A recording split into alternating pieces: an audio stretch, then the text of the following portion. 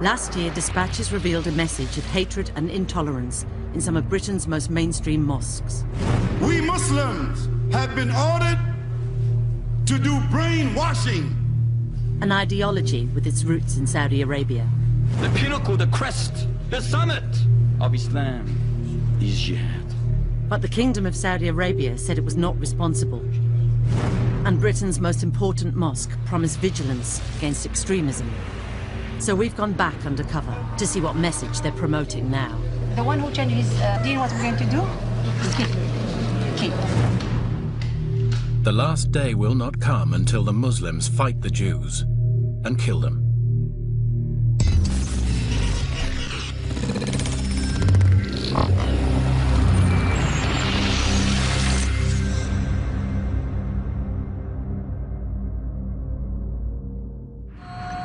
Our reporter, a Muslim herself, is going undercover in the most important and influential mosque in the country. London's Central Mosque, an Islamic cultural centre, usually known as Regent's Park Mosque, says it promotes tolerance and interfaith. We featured it in last year's dispatches, and the mosque promised to crack down on anyone promoting extremism on its premises. So she's going back to find out if they've been true to their word. Women aren't allowed in the main hall, so she's directed upstairs to the main women's section on a large balcony overlooking the hall. Hundreds of women and children come here to pray every day. Then the congregation gathers in a large circle. The teacher today is Amira. She says she's teaching from a book by Sheikh Fazan, a senior member of the official Saudi religious establishment. This is very, very good book. She starts with a revision session on what should happen to people who break Islamic laws, including Muslims who convert to another faith. But he's Muslim and he gets out of Islam. He doesn't want any more. What we're going to do? Kill. Comes out of qatl, kill. You have to kill. You understand? We're talking about Islam. Yeah? It's the same for adulterers. For the had the zina, what is the law of this? Stoning. Until he died. And the one who is not married, never dies. Now, with 100 lashes. The worshippers, many of whom are children or teenagers, are being taught the Saudi Arabian interpretation of Sharia law from official Saudi books. The teachings include the brutal killings of homosexuals and women who act like men. If someone makes themselves like a man, a woman like a man, you understand this, the punishment is kill. Kill them from the highest place. You're not going to be like animals, living like animals. Or to be like the people of Lut, we have to take the had is to kill them. This causes a brief debate among the young students. One girl says they should also be stoned. With the punishment of, throw them from the highest point and then stone them. Another student says the punishment is approved by the Quran. Then we reduced him to the lowest of the low. So if you throw someone off a mountain, you are reducing him to the lowest of the low because they're falling off from a high place. In fact, punishments like throwing homosexuals from a mountain are nowhere mentioned in the Quran. It's a hardline interpretation taught in Saudi Arabia. Amira condemns terrorism and says these punishments will only be carried out in a future Islamic state under a Muslim leader, not in present-day Britain. حتى ما نقول احنا نروح نبدا نقتل في الناس لا هذا لازم يكون امير مسلمين ولما جيش المسلمين يقوى ويكونوا يحاربوا حتى الاسلام كله يعمر. This fundamentalist interpretation of Islam is being taught in Britain's most important and supposedly moderate mosque. Our reporter finds out where Amira has been trained. She says she's just finished 3 years of study at Medina Mosque in Saudi Arabia. It's the second most holy mosque in Islam, and its imams teach Muslims an interpretation of the faith known to some as Wahhabism. Amira teaches what she says is an important principle in Islam. A Muslim must hate as well as love. It's not enough that you worship Allah, we have to also, in our heart, hate what Allah subhanahu wa ta'ala displeased to Allah, Allah put Allah subhanahu wa ta'ala down. This is what She says this principle relates to living with non-Muslims. hate, what displeased to Allah, especially when living with this country that's non-Muslim. And asks a worshipper to read out a verse from the Quran, Stand up and read this. Stand up. which she says is about relations between Muslims and non-Muslims. Verily, we are free from you, and whatever you worship besides Allah, we have rejected you, and there has appeared between us and you hostility and hatred forever until you believe in Allah alone. Amira says it means Muslims must separate from non-Muslims. You understand, sister? Islam is the tabarruk min al-shirk wa ahli, the people who do the shirk. Any questions? After the lesson, our reporter approaches Amira to ask her to clarify her teaching.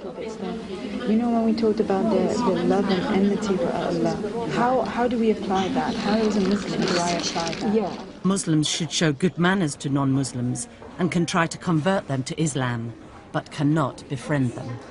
She uses the Arabic term kafir, meaning disbeliever or infidel. To be good friend, give them all about our secret, understand? You have to be friend with them, but it's not allowed. Because wala is only to Muslim, not to the kafir. Amira says she's learned this doctrine of separatism in Saudi Arabia, whose clerics preach a brand of Islam often called Wahhabism.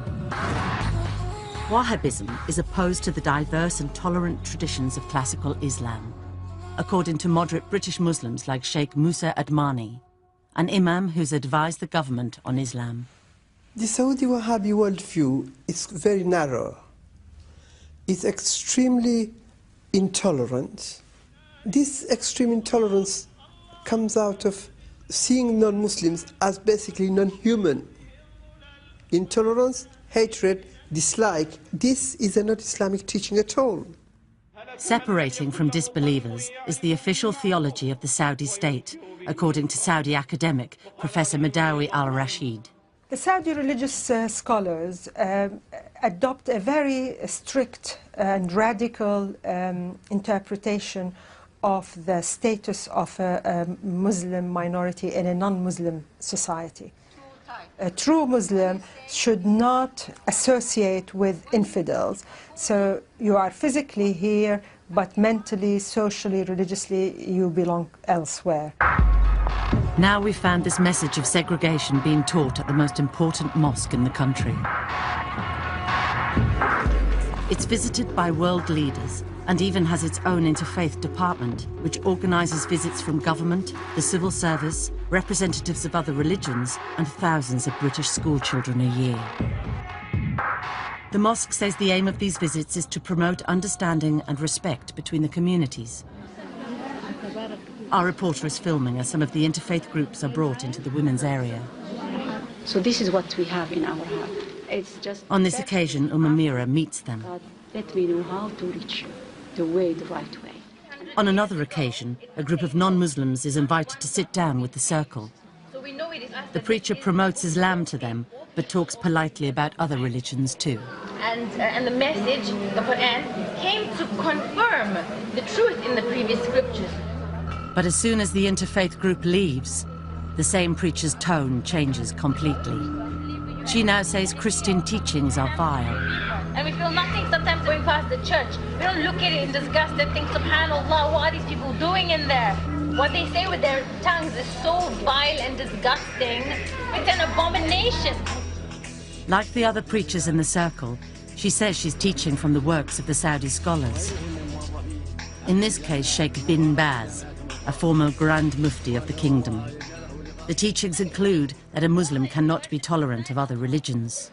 He shouldn't just be indifferent and say things like, you go to church, you know, I go to the mosque, let's all stay together like one big happy family and all be united as humanity.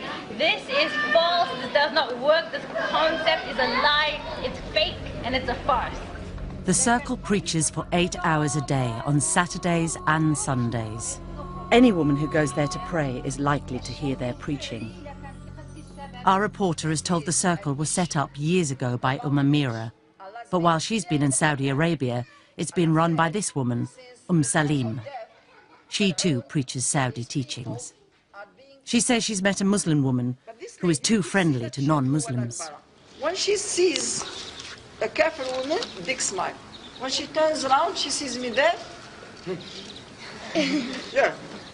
It's part of Islam, of the aqeedah, of the correct belief, that you love those who love Allah, and that you hate those who hate Allah. Okay? Although the preachers say Muslims should act well with non-Muslims, in private they were often disparaging about their ways and beliefs. In 2 months at the mosque, we only recorded one incident of dissent. A worshipper sitting in the audience objects to the teachings on disbelievers, saying Islam encourages Muslims to mix with others. I mean, there is an ayah from Quran says, you know, we made of you peoples, different shu'ub, to know one another. And if you communicate with the other and you show the beauty of Islam, then, you know, then maybe people could come into Islam. The preacher qualifies her statements a little. It doesn't mean that we should oppress them. It doesn't mean that we don't give the right. It doesn't mean that we don't help them. Okay? But then returns to the main theme. But it doesn't mean as well that we should befriend them. Regent's Park Mosque was set up 60 years ago to represent British Muslims to the government. It says its role is to help Muslims integrate into British society. The Women's Circle does preach against terrorism and doesn't incite Muslims to break British laws. But far from preaching integration, Salim says Muslims cannot take British citizenship. Their loyalty is to Allah. There are some conditions that can take you into the kufr, to take the British citizenship. Whether you like it or not, for these people you are selling your religion for. It's a very serious thing. It is not allowed to give allegiance to other than Allah. And another preacher says Muslims shouldn't live in Britain at all. It's not befitting for a Muslim that he should reside in the land of evil, the land of the land of the disbelievers. A Muslim should emigrate to a Muslim country. On Fridays, the women can hear the mosque sermons from the main hall. These sermons are given to 1,000 or so worshippers by the mosque's official imams, who by historical agreement have been supplied by the Egyptian government and are trained in Egypt. These sermons, our reporter heard, were very different from the Women's Circle's teaching, stressing a tolerant and diverse Islam. But our reporter has found that upstairs, British women are being constantly exposed to hardline Saudi teachings. There are other links between Britain's Central Mosque and Saudi Arabia. It's been heavily funded by the kingdom, and the mosque's Director General is from Saudi Arabia.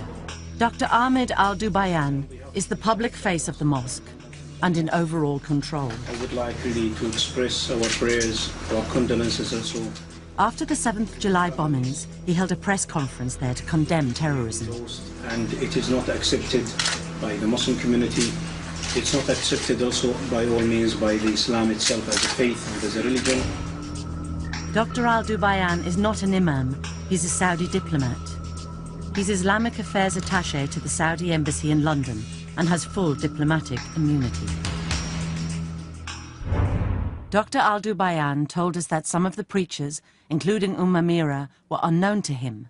He said Salim had requested permission to be an authorized teacher at the mosque, but had been refused, as she did not supply references and written information about her teachings and views.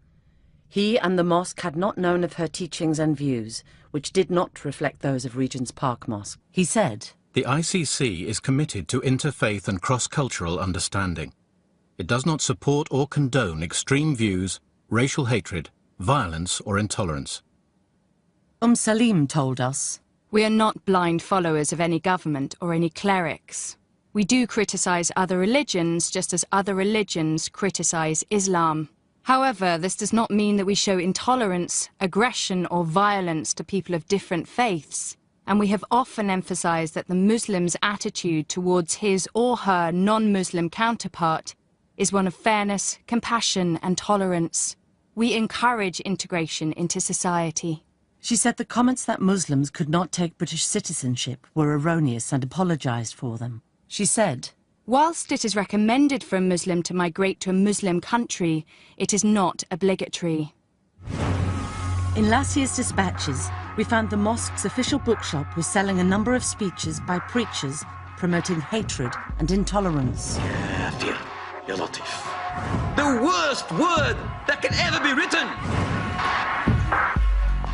Dr. Al-Dubayan told us the bookshop was independently run by a company called Dar al Salam International Publications, a British company with links to Saudi Arabia. But he said he was seriously concerned and said that the DVDs had been removed immediately, pending an investigation. And he called on all British Muslim organisations to be vigilant about the message being spread on their premises, either during talks or on recorded DVDs. So our reporter went back to the bookshop and went to the same shelves to see if he had been as good as his word. But despite his promises, she found they're still selling the speeches of exactly the same preachers we identified last year. They're still selling DVDs of Murtaza Khan, a British school teacher and preacher.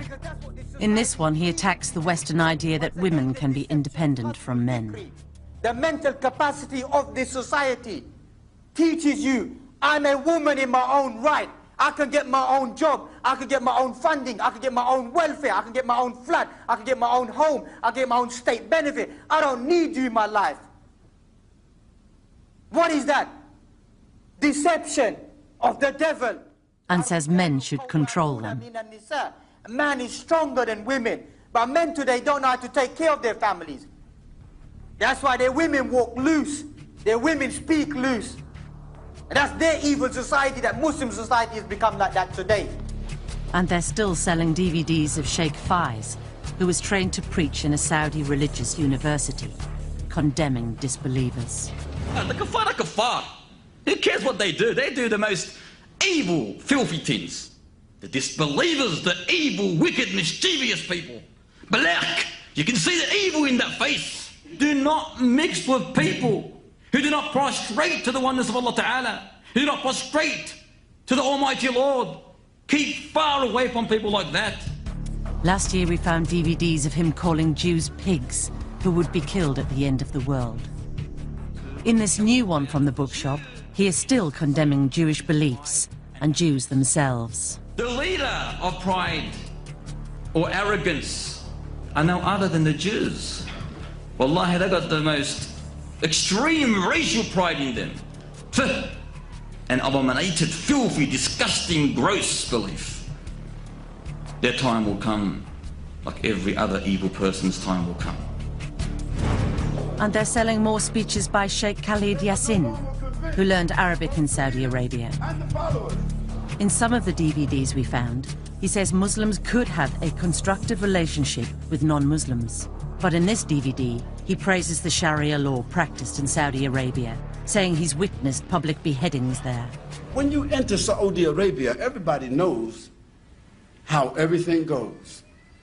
They're the only ones that have the power and who have the audacity and who have the principle to continue punishing the people as Allah subhanahu wa ta'ala say punish them.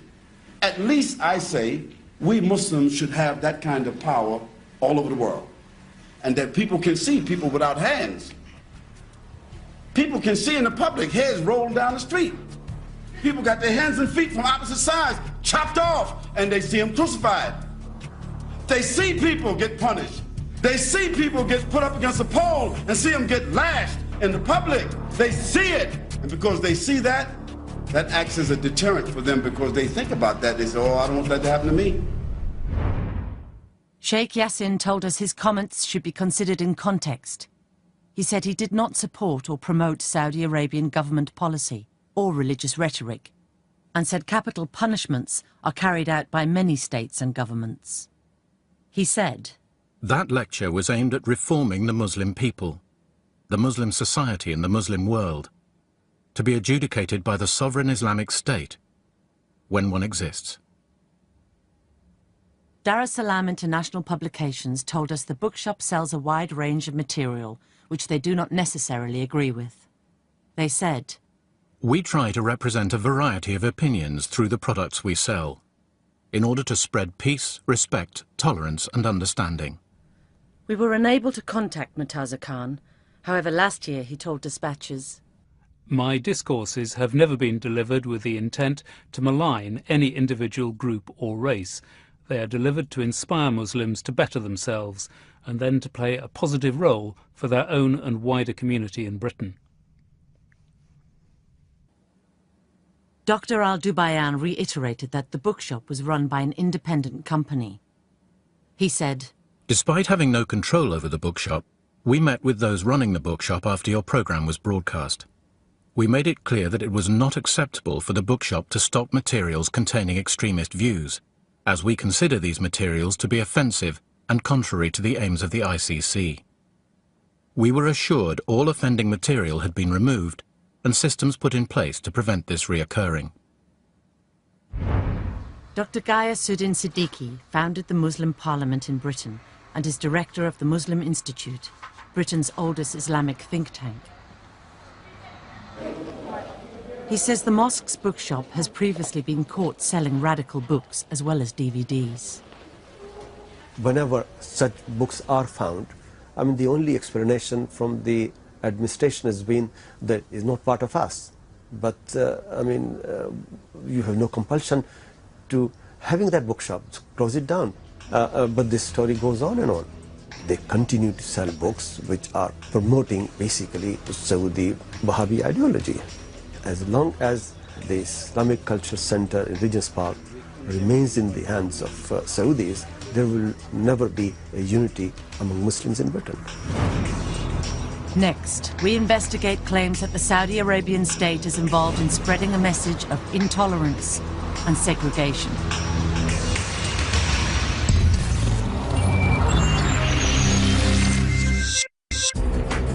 A Dispatches reporter is filming undercover inside Regent's Park Mosque. It's the most important mosque in the country, and one which claims to be dedicated to promoting moderation and integration. But she found its official bookshop selling speeches attacking non-Muslims. Disbelievers, the evil, wicked, mischievous people. And preachers teaching British Muslims to separate from non-Muslims and their society, and to believe in Islamic states with extreme Sharia law. The one who changes his deen, what we're going to do? Keep. Now our reporter was to witness Saudi religious rulings being given to women in Britain. After a month with the Women's Circle, she finds they're using the mosque to select some of the worshippers and invite them to private sessions. She's asked along. On Friday. Would you be able to come? Yes, inshallah. Let me write for you my address, inshallah. She heads for the meeting. It's taking place in a private house in North London. In the mosque, the circle gives general religious instructions to a few hundred women. But here, they're told by a senior member of the circle that they can get individual religious rulings from the Regent's Park Mosque preacher, Salim, which will directly affect their own lives. So Salim, who is our teacher at the masjid, she basically is coming to give a halakha about, various topics, anything you want to ask, anything you want to know. Salim answers their questions with strict rulings on women's personal freedom. She says they can't travel far without a mahram, a male member of the family to escort them. Whoever believes in Allah should not travel without a mahram. This alarms one woman in the audience. Sister, me and my husband, we can't go together. So what do I do if I want to go? Yeah. She's told she can't travel by herself. So what do I do? You go with your husband. The British government says empowering Muslim women is a key part of its strategy against extremism. This year, Gordon Brown launched an advisory group of Muslim women to encourage integration into British society and greater participation in the workplace. The important thing for our country going forward is that every single citizen feels that they have a part to play. The aim is to help tackle radicalism, according to Saudi academic Dr. May Yamani. The current British government's policy is about empowering women to be part of the community where they live and participate and get jobs. This policy is certainly very important to keep real moderation in the community. Regent's Park Mosque says it aims to help Muslims integrate into society. But in the private sessions, Salim criticizes Muslim women who do so. Sacrifice are going to see Muslim in every sphere of the everyday life in this country. I see Muslims, it breaks my heart when I see them working in banks, short sleeves, sometimes this tight, scarf like this, makeup, you know, being with the kufa all the time, even speaking with the language. She learns that this woman has a job in the health service. No, is the job okay, the job that you are doing? Does it involve anything haram or is No. No, I or work in halal? pathology, hematology, just blood tests.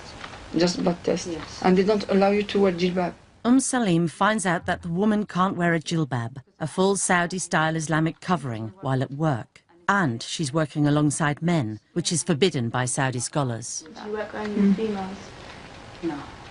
Salim says this is not acceptable. You know that working in an environment that is not Islamic, working with the kuffar, all this takes you away from the deen and hardens your heart. And it will be lying to you if I say it's okay.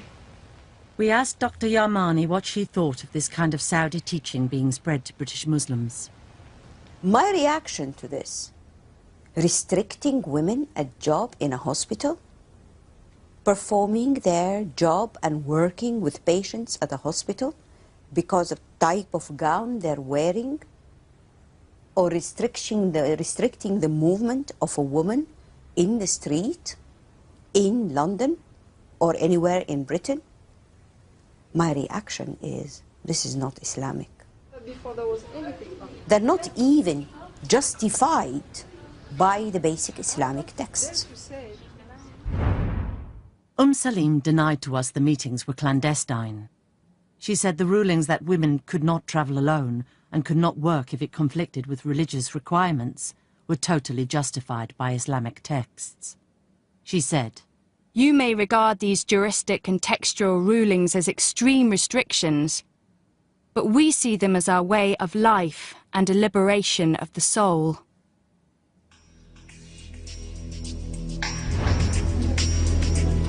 Saudi teachings on women's freedom are also being spread in Regent's Park Mosque's official bookshop. They're selling the religious rulings known as fatwas of the top official Saudi scholars, such as Sheikh bin Baz, the former Grand Mufti. The rulings say women are mentally inferior. Men are superior to women in general. And restrict their right to work or travel on their own. When women go to work in the workplace of men, it is in clear opposition to the texts of the Sharia that order the women to remain in their houses and fulfill the type of work upon which Allah has fashioned her nature. And it tells fathers they can marry their daughters off before they reach puberty without their permission.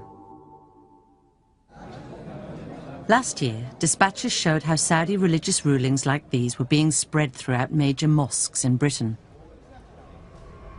The Saudi Arabian government told us it was not involved in spreading a fundamentalist message and said, "There is no such thing as a Saudi Arabian religious establishment."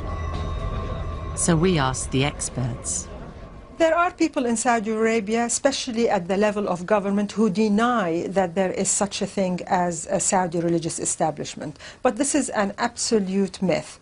There is a religious establishment. It's a bureaucracy that is in control of a lot of institutions in Saudi Arabia. The Wahhabi religious establishment are constantly indulged as the co-rulers of the Saudi government. They control some of the most important levers of power. The Ministry of Islamic Affairs, the Ministry of Pilgrimage, the control over the judiciary, the control of most of the educational system. The religious establishment is headed by the country's most important clerics. Council of Higher Ulama or religious scholars is a body that is established by the state, whose main function is to issue religious opinion, but it is also responsible for overlooking the functioning of all other institutions. And the Saudi government has a bargain with the religious establishment. It allows them to control the social sphere, morality, or the public space. In return for that, they get subsidies, they get their salaries. but also it gains their acquiescence. So the religious establishment in Saudi Arabia is an integral part of the system. Whether the ruling elite admit that or not. The Saudi government has spent billions of pounds spreading Islam around the world. During the reign of the late King Fahd, only from the 70s to the mid-80s, King Fahd has spent $75 billion funding schools, madrasas, mosques, charities throughout the world. Official Saudi websites give the figures. The result is some 210 Islamic centres wholly or partly financed by Saudi Arabia, more than 1,500 mosques and 202 colleges, and almost 2,000 schools in non-Islamic countries. Saudi funding has a huge effect on British Muslim life, according to some Muslim commentators.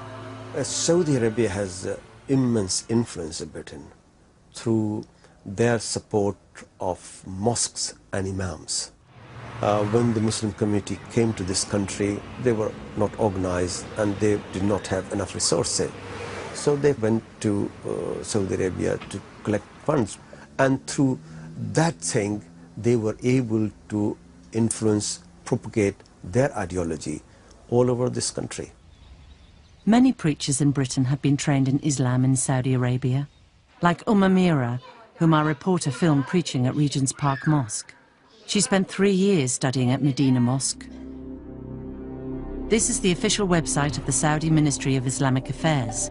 It prints the sermons of Saudi imams and gives an idea of some of their teachings on non-Muslims. Fellow Muslims, following the kafir is disgraceful, while disobeying them is mighty. When a kafir dies, the whole of humanity is relieved. Beware of taking them as friends. You should hate them, disown them and their religion. This Saudi imam is overcome with emotion while reading a Quranic verse cursing Jews and Christians.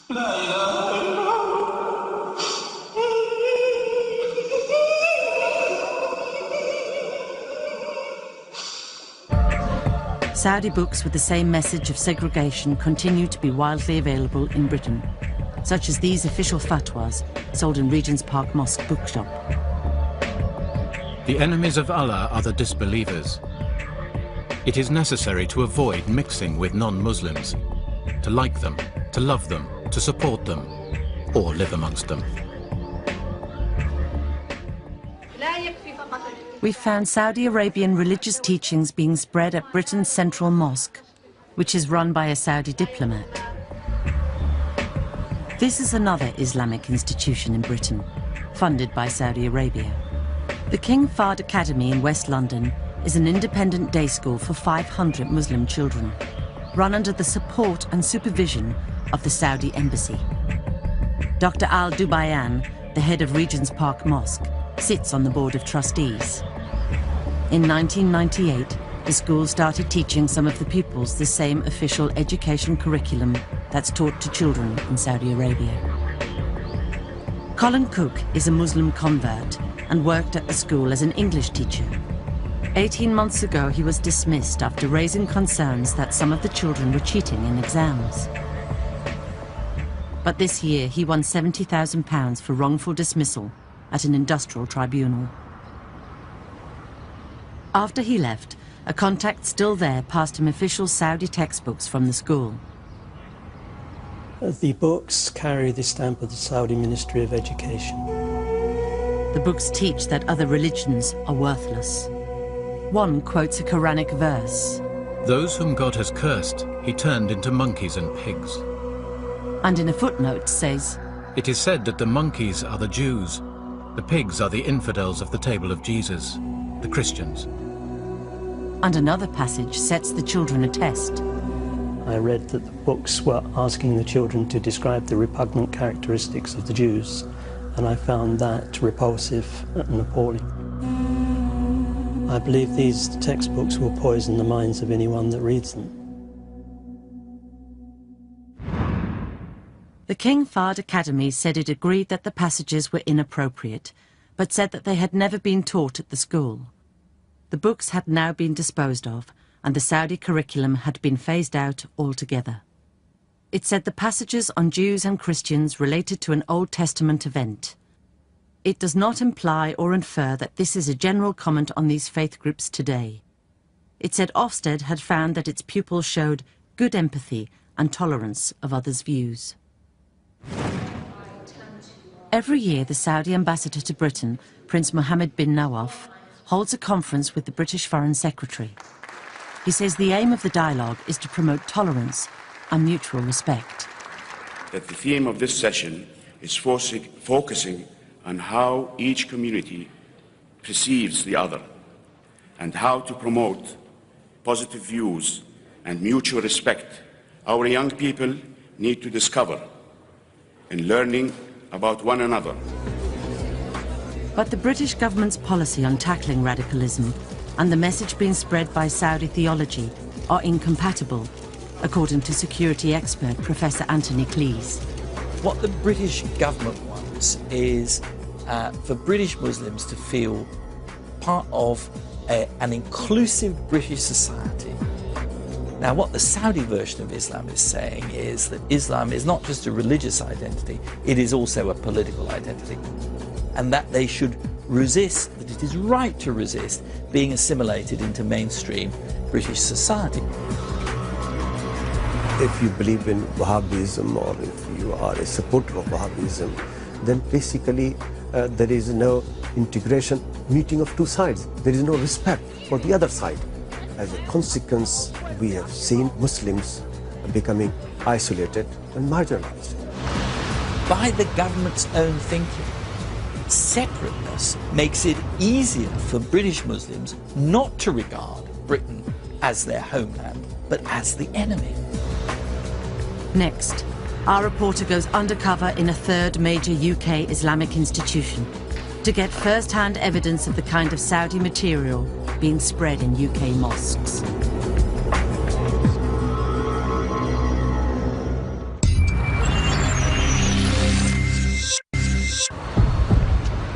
A Dispatches reporter is filming undercover, investigating major Islamic institutions in Britain with strong links to Saudi Arabia. She found preachers in Britain's most important mosque promoting extreme Sharia law.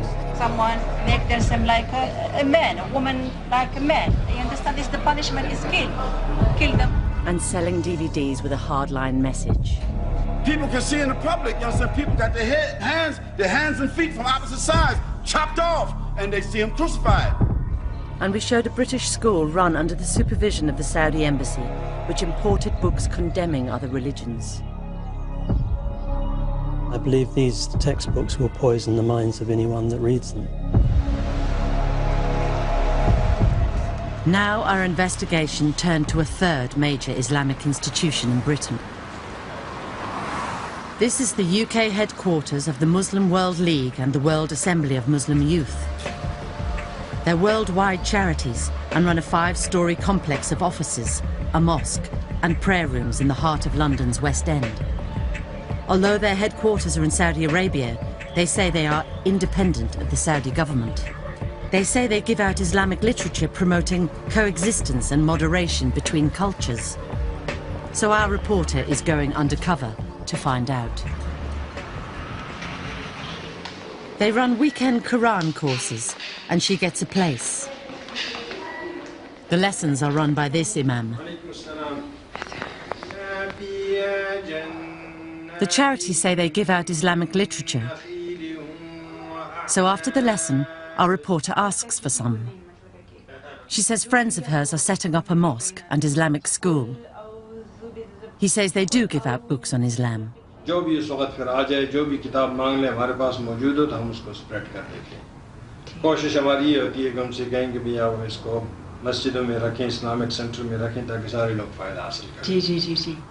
He says they mostly give out English translations of the Quran.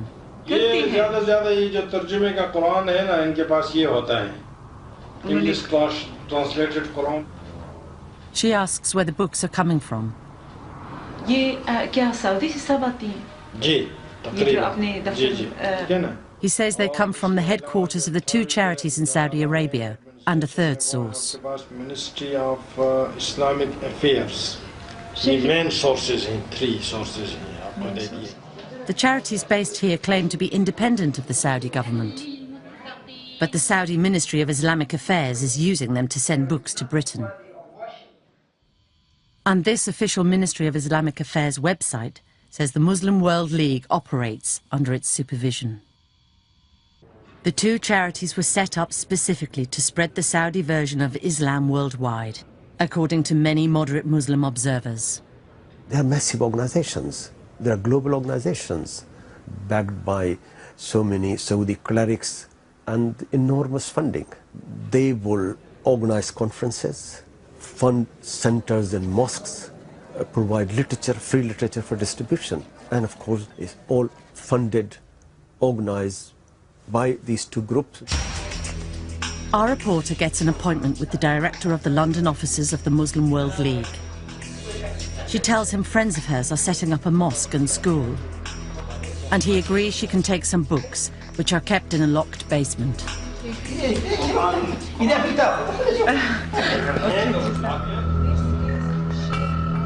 With another undercover reporter who is posing as a friend, she goes along to pick them up. The imam unlocks the basement. The room is full of books. Our reporters are given a number of books. Nearly all of them are from Saudi Arabia. Some condemn terrorism, others are straightforward guides to Islam and don't promote extremism. But others preach the same teachings our reporter had found being spread at Regent's Park Mosque, including works by the former Grand Mufti Sheikh bin Baz, advocating violent Sharia law punishments, such as death for Muslims who believe homosexuality is permissible.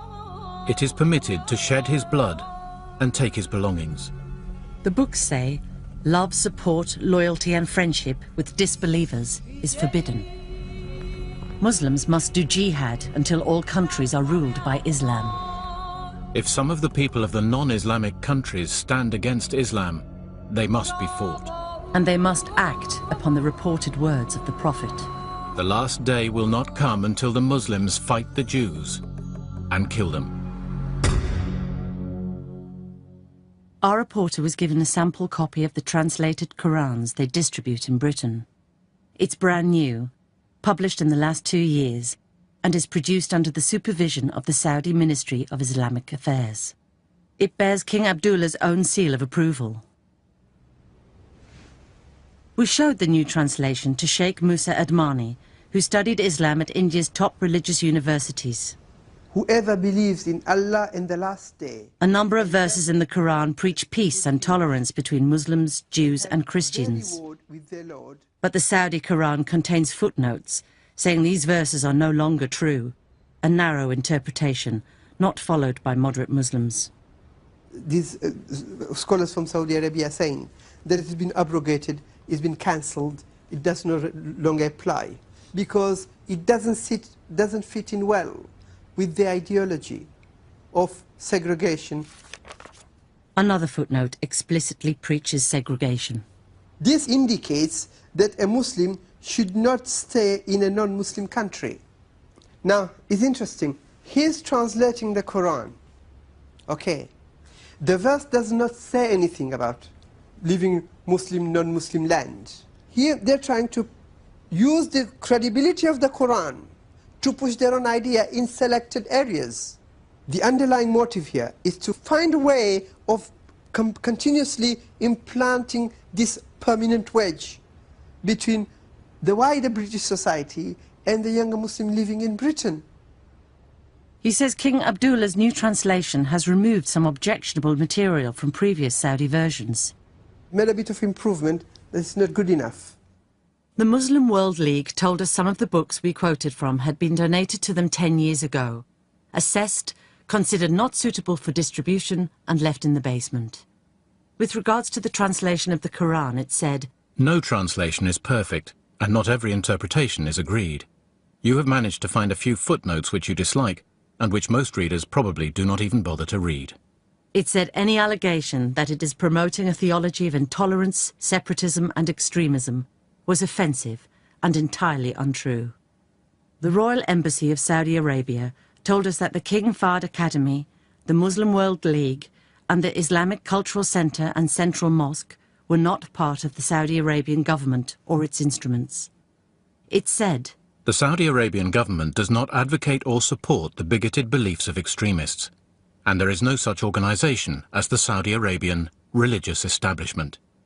It said Saudi Arabia promotes tolerance and mutual understanding and is at the forefront of international campaigns to stamp out and rehabilitate extremists.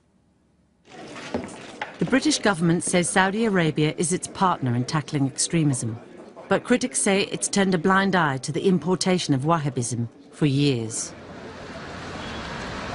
Dennis McShane was a Foreign Office Minister from 2002 to 2005 and became worried at the government's attitude to radical Saudi teaching.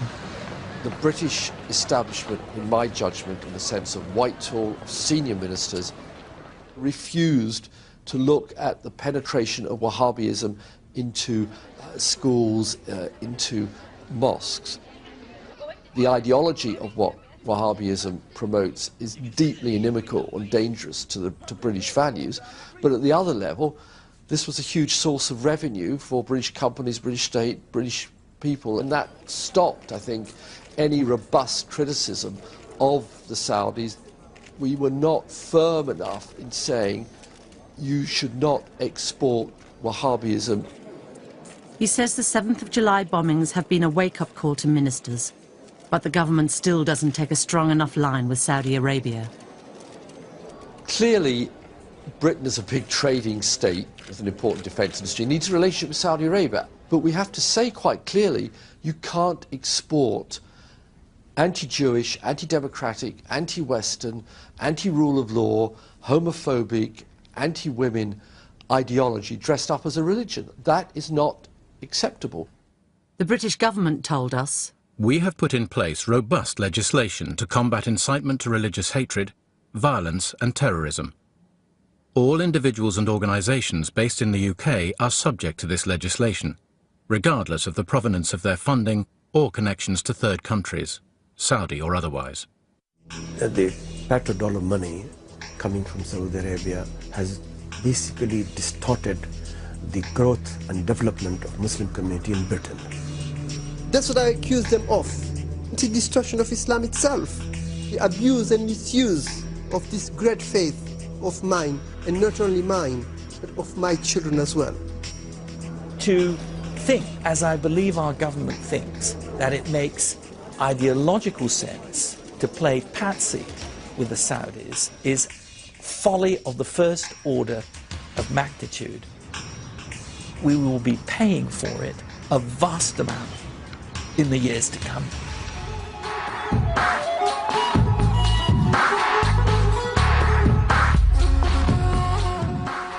Well, next on 4, not everyone is in agreement about some of the aspects of the Castleford project, the final stages of Kevin MacLeod and the Big Town Plan.